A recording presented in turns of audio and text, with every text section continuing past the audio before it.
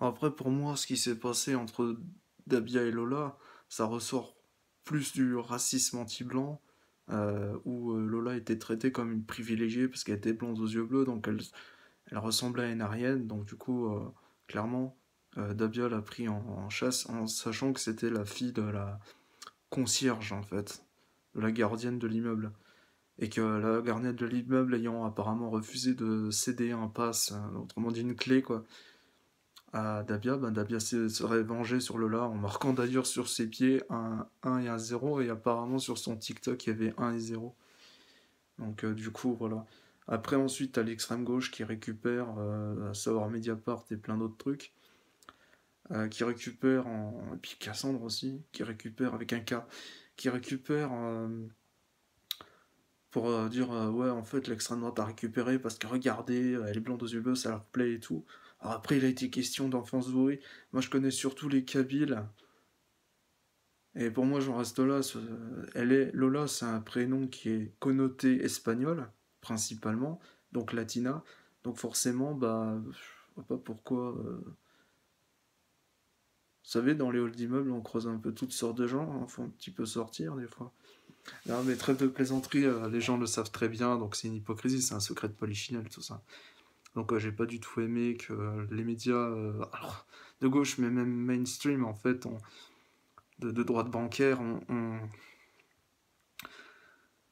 on dit en gros ça c'est pas une affaire qui en vaut la peine.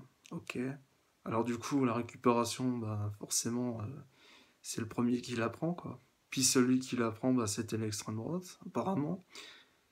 Et ensuite bah, l'extrême gauche elle a rétorqué en mode non, il n'y a pas de racisme anti-blanc, c'est une privilégiée, tout ça, tu vois. Faut surtout pas rejeter la haine, etc. Faut rester dans le carcan du bien. Et c'est un truc, c'est le genre de débat. C'est même pas un débat en fait.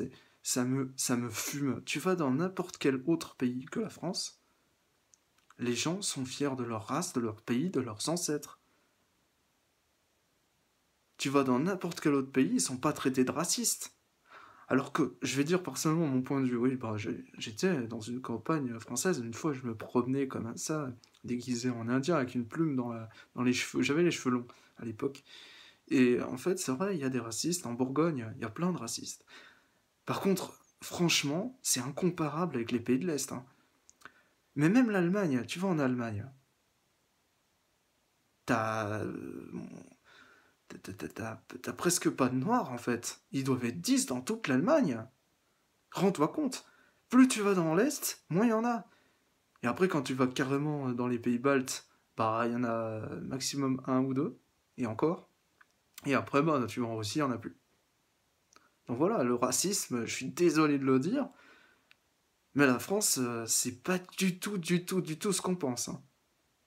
C'est un pays avec ses traditions, ses valeurs, tout ça, on n'aime pas, mais quand on l'aime, pas, et ben on peut la quitter, tu vois. Et moi, je comprends pas tous ces jeunes. Il y a des jeunes Allemands qui allaient à l'Arche et ils crachaient sur mon pays, ils crachaient sur notre pays et à notre nez, à notre barbe, en ricanant, puis en croyant que, en faisant des sourires hypocrites, en croyant que je ne comprends pas l'allemand, mais ce qui est bien sûr pas le cas, parce que, ben oui, j'ai des origines à droite à gauche. Donc forcément, ces gens-là, voilà, ils m'horripilent parce qu'ils vont dire la France est raciste, alors que c'est de loin le pays le moins raciste du monde.